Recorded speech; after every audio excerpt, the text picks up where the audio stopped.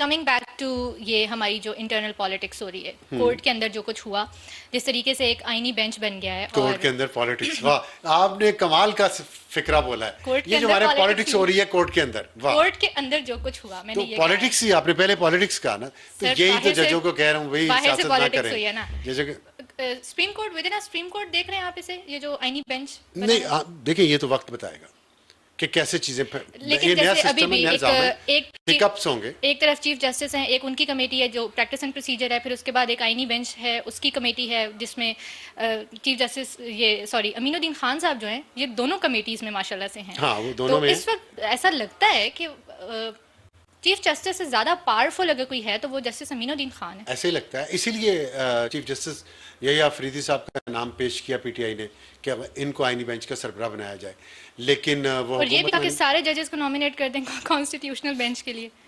ये मैंने नहीं सुना, अगर आपने सुना है तो सही होगा। हाँ। लेकिन वो वोटिंग से होना था, तो वोटिंग हुकूमत की ज़्यादा थी, तो हुकूमत की मर्जी चली है उसमें।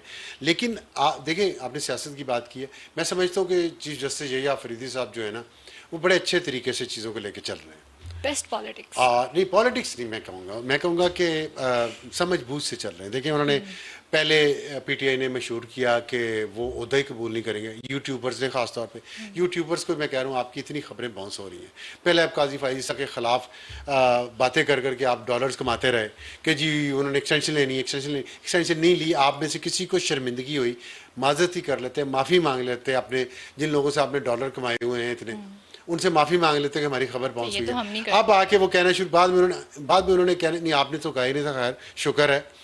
फिर बाद में उन्होंने कहना शुरू कर दिया, यही अफरीदी जो हैं वो हमारे जज हैं, हमारे चीफ जस्टिस आ रहे हैं, ठीक है, ये यूट्यूबर्स जिनको कहते हैं, नया नाम है उनका, हमारे चीफ जस्टिस आ रहे।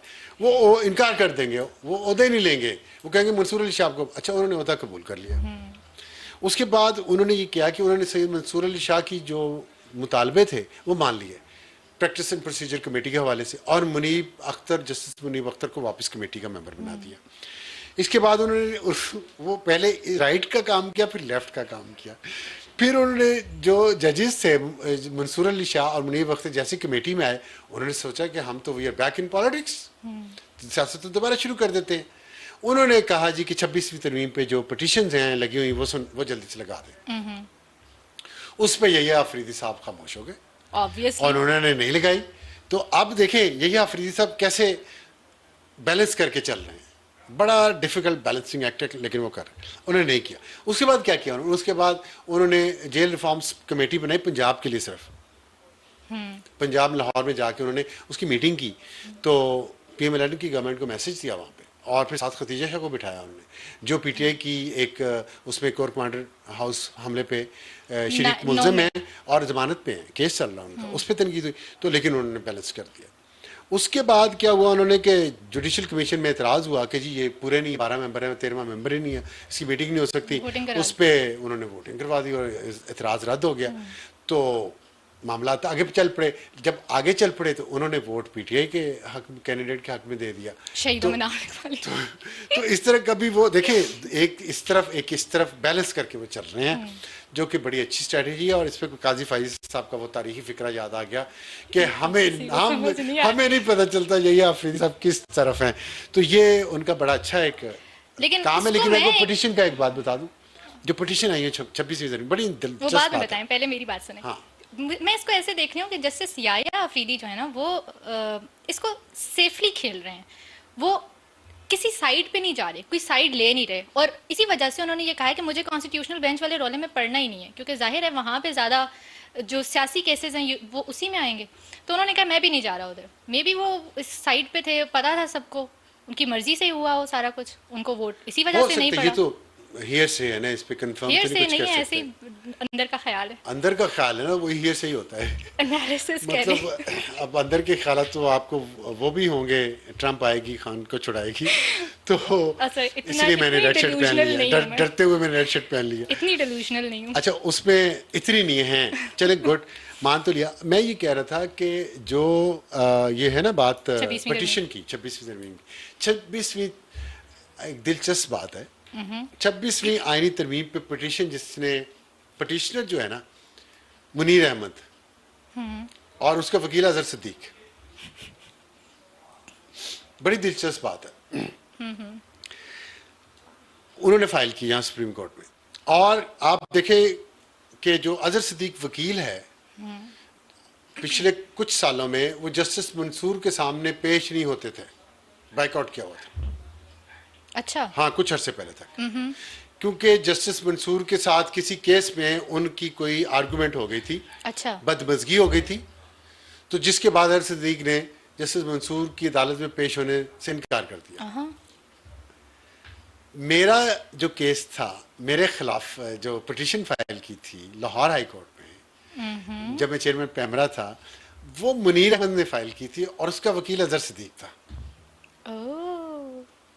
अब आप जनरल फैज और जनरल बाजवा चले गए हैं, लेकिन आप देख रहे हैं उनकी बनाई हुई बदरूहें यहाँ भटक रही हैं। वो जो गेम किया करते थे, जो उन्होंने चाबी वाले खिलौने यहाँ चालू किए हुए थे, वो अभी तक चल रहे हैं।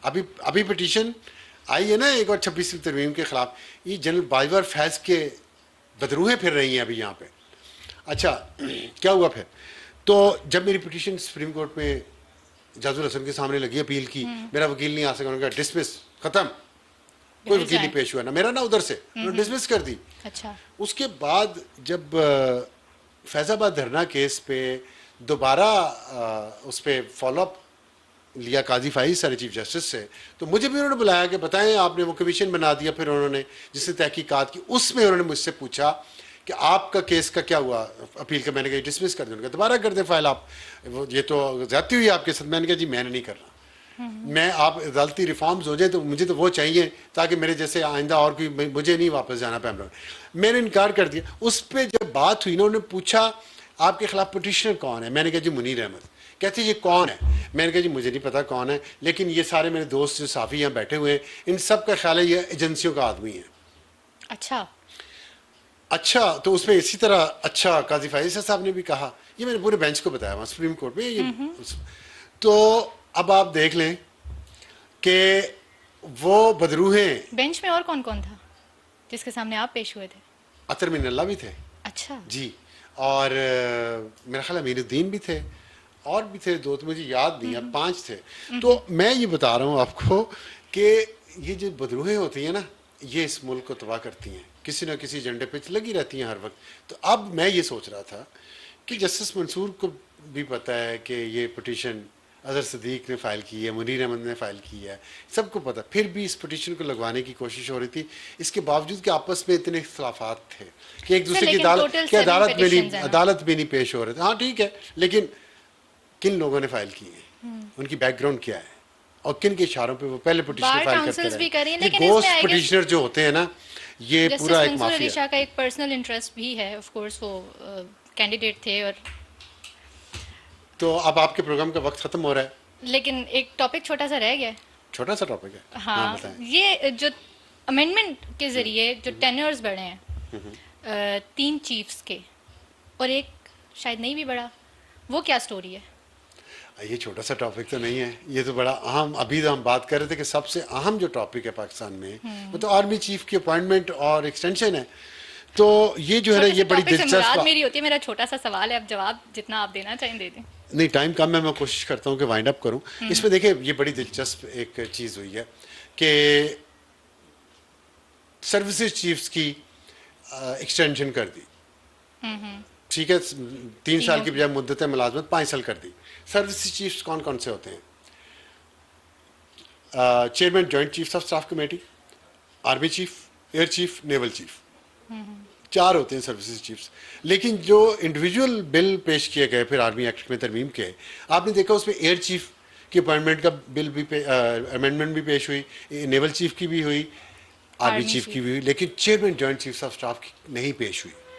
उनकी मुद्दत मुलाजमत में इजाफे का की अमेंडमेंट पेश नहीं हुई। अब ये क्या कहानी है? ये कहानी ये है कि एयर चीफ की, नेवल चीफ की और आर्मी चीफ की मुद्दत मुलाजमत तो 3 से 5 साल कर दी गई है, लेकिन chairman joint chief of staff committee की मुद्दत मुलाजमत 3 साल ही रहेगी। तो जो शमशाद मिर्जा साहब है ना, शमशाद मिर्जा साहब अगले साल रिटायर हो जाएंगे, उनकी जगह नया chairman joint chiefs of staff committee आएगा। अब बात आपको समझ आई? यहाँ पे बड़ी बातें हो रही है ना, ट्रंप आएगी, खान को छुड़ाएगी। एक तो वो मैंने आपको बता दिया, हर चीज पाकिस्तान ने पहले से ही सेफ गार्ड कर ली है। और एक बात ये हो रही थी कि फौज के अंदर बड़ी रिजेंटमेंट होगी कि उनकी प्रमोशंस रुक गई हैं और एक चांस होता था वो अब नहीं होगा। तो वो एक जो लेफ्टिनेंट जनरल्स की प्रमोशन फुल जनरल पे, एक सीट तो अभी वैसे की वैसी रहेगी जो कि chairman joint chiefs of staff की है। तो अगले साल इन्हीं जनरल्स में से, लेफ्टिनेंट जनरल में से एक को नॉमिनेट कर दिया जाएगा chairman joint chiefs of staff के लिए। अगर समझ आई किसी को बात की? ज्यादा तो मसला जो हो। आर्मी चीफ की एक्सटेंशन जो 3 से 5 साल हुई है, उससे ये जो ऑब्जेक्शन थी कि जी अब लेफ्टिनेंट जनरल की प्रमोशन लेट हो जाया करेगी, general to become a general, वो इस तरीके से अकोमोडेट किया जाएगा उनको।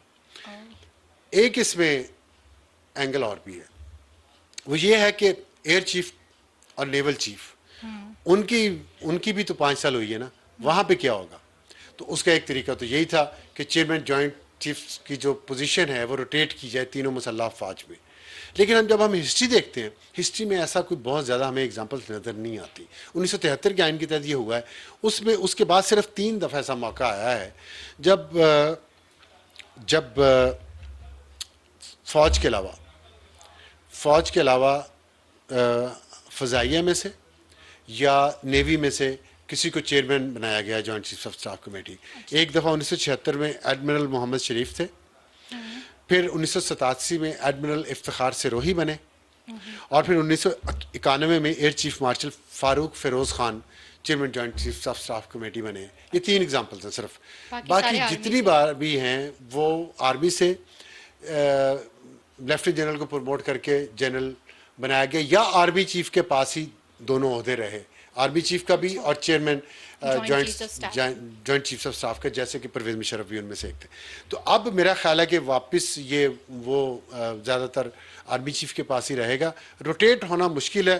तो आर्मी के अंदर ये जहाँ तक ये बात थी कि लेफ्टिनेंट जनरल फुल जनरल नहीं बन सकेगा, फुल स्टार नहीं बन सकेगा, तो वो उतनी ही ऑप्शन अभी भी है